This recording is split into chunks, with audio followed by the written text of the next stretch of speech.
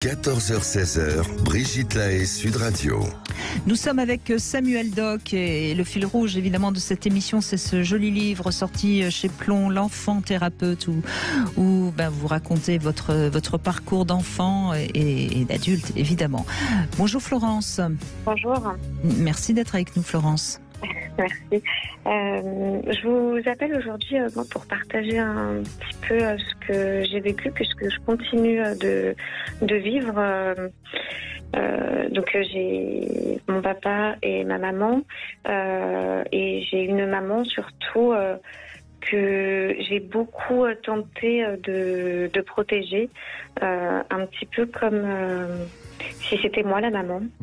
Et la protéger de quoi ? De sa tristesse, je dirais en premier, parce qu'elle était dépressive un peu. Oui, je pense. Oui, enfin c'est. Mais ça c'est important aussi parce que ça concerne malheureusement beaucoup de gens qui nous écoutent. Avoir une mère dépressive ou en tout cas avec des tendances dépressives, c'est déjà un lourd fardeau. Hein. Ouais. Parce que quoi que vous fassiez, de toute façon, elle vous renvoie à votre impuissance. Hein. Exactement. J'ai essayé de la protéger de ça. J'ai aussi essayé de la protéger de son mari, donc de mon père, qui était, dont elle a voulu se séparer beaucoup de fois et qui était, je sais pas comment dire, mais pas, qui la mettait pas en valeur. Qui l'a déprécié, qui l'humiliait, qui. Ouais. Voilà, j'ai beaucoup essayé et ses parents c'est marrant. Quand j'ai vu le thème de votre émission aujourd'hui, je sais pas, c'est une coïncidence, mais cette nuit j'ai fait un rêve qui était très étrange. Donc j'ai un peu cherché la signification parce que ça me paraissait très bizarre. J'ai rêvé que ma mère était enceinte. Et que je m'occupais d'elle, notamment pour qu'elle aille chez la gynéco parce qu'elle avait même pas pris rendez-vous alors qu'elle était enceinte de 3 mois. Ouais. Je me suis dit que c'était vraiment en lien dans la mesure où j'ai toujours essayé de m'occuper de ma mère. C'est très dit. Aujourd'hui, je suis plus en relation avec elle. Mais votre rêve dit peut-être qu'il est temps de vous occuper de vous. Oui, je pense. Ben oui, il me semble. Hein. Et pourtant, je sais pas trop. Qu'est-ce qui vous fait peur exactement ? Qu'est-ce qui vous angoisse ? Dans quoi ? Dans cette relation avec vos parents ? C'est le fait d'avoir jamais réussi, et même si je sais que c'est pas mon rôle et que c'est même pas possible, c'est finalement d'avoir jamais réussi. Ce qui veut dire que vous n'avez pas renoncé. Ouais. À la rendre heureuse. Alors j'ai renoncé. Et alors qu'est-ce qui vous empêche de renoncer ? Allô ? Je réfléchis, pardon. Qu'est-ce qui m'empêche de renoncer ? J'ai l'impression de l'abandonner en fait. Mais bon, je parle d'elle, je parle pas de moi quand je vous réponds. Mais oui, bien sûr, mais c'est ni pas... de votre père, parce que c'est à votre père de la rendre heureuse. Ouais. Ça, j'y crois pas.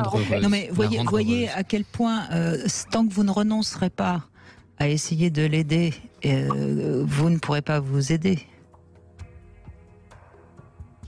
Oui. Comprenez ? Tant que vous serez dans cette recherche qui est vaine, hein, et ça sur le plan intellectuel, vous l'avez compris. Mais vous ne l'avez pas compris sur le plan émotionnel et affectif. Et pourquoi vous ne le comprenez pas ? Parce que, encore une fois, je reviens à ce que je disais tout à l'heure à quelqu'un d'autre, ça va vous faire un peu sombrer.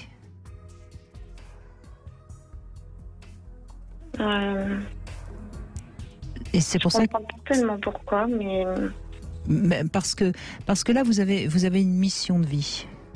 D'accord. Qui vous permet de tenir. Et quand vous allez renoncer à cette mission de vie qui vous permet de tenir, qu'est-ce qui va vous rester ? Rien. Exactement, je suis d'accord. Et comme il vous restera rien, vous allez sombrer. Mais il ne sait pas qu'il vous restera rien, il vous restera à vous occuper de vous, à vous aimer et à construire votre vie avec un but, un objectif, du sens, et voilà. Mais Pour ça, il y a un petit moment comme ça, où vous savez, c'est un petit peu comme si on avait construit un édifice, mais sur du sable mouvant. Bon, mais tant qu'on le tient, cet édifice, ça tient. Mais quand on va le faire tomber, cet édifice, on se retrouve sur du sable mouvant. Et là, il faut aller juste à côté et tout reconstruire. Est-ce que ça vous parle, ce que je vous dis ? Oui, je le comprends et c'est très difficile parce que comme vous l'avez dit intellectuellement, je l'ai vraiment compris et ça fait même longtemps, je pense que je l'ai compris, ça fait plusieurs années. Ah oui. Mais j'arrive pas à passer... Parce que c'est comme si votre mère vous avait placé en position d'antidépresseur vivant. Et je rejoins tout à fait Brigitte lorsqu'elle dit que quelque part, il y a aussi une forme de gain à être dans cette identité-là. Moi-même, je croyais trouver un bénéfice à être dans ce statut d'enfant thérapeute. Je croyais que c'était comme ça que j'étais utile, que c'était ma vocation, que ça avait du sens, qu'un jour je réussirais à la guérir. Et je me suis rendu compte de ce piège vénéneux que lorsque j'en suis sorti. Et c'est ça, il faut faire ce mouvement. Alors, je ne sais pas quel est votre rapport à la consultation, si vous avez déjà vu des psychologues à qui vous avez pu en parler, mais tout ça, c'est des choses qui se mettent en mouvement, pas intellectuellement, justement, comme vous l'a dit Brigitte, mais vraiment dans vos émotions, dans la relation avec un autre. C'est intellectuellement, vous avez compris, c'est sur un autre plan qu'il faut pouvoir bouger. Mm-hmm. Je n'avais pas l'air convaincu. Si, je crois que j'ai un gros blocage. Donc si. Après, oui, bien sûr que ça bloque. Oui, parce que si ça bloquait pas, ça vous ferait souffrir. Alors il vaut mieux que ça bloque, hein. Ouais. Sauf que à long terme, c'est quand même quelque chose qui, vous savez, c'est un petit peu comme quand on refuse de rééduquer un bras qui a été cassé. Sur le moment, ça fait moins mal, mais du coup, il reste cassé, il reste un petit peu handicapé le bras. Donc voilà, vous êtes un peu handicapé. J'ai toujours l'impression de passer à côté de ma vie. Donc, mais forcément, c'est le cas. Mais forcément, oui. Vous passez à côté de votre vie. Parce qu'on n'est pas fait pour rester l'enfant de son parent toute sa vie. On est fait pour partir ailleurs, pour quitter le giron maternel. Toute la place que prend votre mère dans votre cœur, elle peut pas être prise par quelqu'un d'autre. Alors là, c'est dit... ouais. Excusez-moi, hein, je vous dis les choses un peu durement, mais vous prendrez le temps de les digérer. C'est pas grave, vous avez le temps. Vous n'êtes pas à 6 mois près, hein. Vous avez le temps. Mais il faut que ça résonne au niveau du cœur. Mais de toute façon, on ne peut avancer qu'au niveau du cœur. Il y a beaucoup de thérapies qui font avancer sur le plan intellect et qui sont très bien par exemple si on a peur de prendre l'avion, ok, une thérapie cognitive, pourquoi pas. Mais sur des thérapies aussi essentielles que justement devenir adulte, je pense qu'il faut vraiment que le cœur soit mis sur le devant de la scène. Et en termes de thérapie, parce que vous dites que d'un niveau intellectuel, cognitif, c'est pas ça qui va faire avancer les choses, ça veut dire qu'il faut viser des thérapies plus spécifiques que d'autres? Oui, enfin, moi, encore une fois, il y a beaucoup de choses, et puis c'est des thérapeutes, c'est des thérapeutes qui sont parfois, il peut y avoir un thérapeute cognitif qui sera capable de vous faire avancer, mais il peut y avoir la sophrologie, il peut y avoir certaines analyses, mais à condition que ce soit pas uniquement à ressasser sans arrêt des choses du passé. Vous allez laissez le temps de mûrir tout ce que je vous ai dit, qui est peut-être un petit peu fort comme ça. Laissez un peu décanter et vous verrez dans 15 jours, 3 semaines, 1 mois, qu'est-ce qu'il en ressort. Prenez du temps. Il n'y a pas d'urgence. Merci en tout cas Florence. Merci beaucoup.